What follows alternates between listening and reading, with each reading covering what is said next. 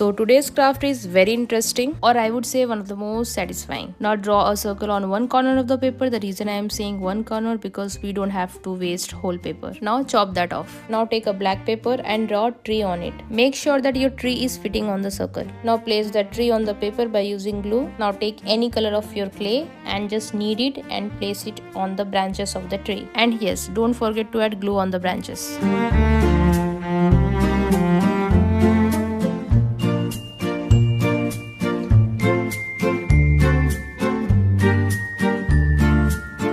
Now take a tissue paper and a brush pen. Instead of brush pen, you can even use color markers or even sketches. That's fine. Now fill whole your tissue with this.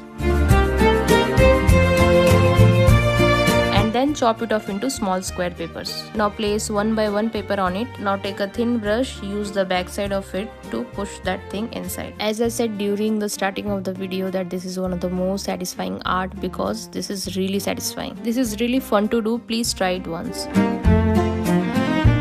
And that's it, your beautiful tree is ready. So stay tuned for the next video. Bye bye.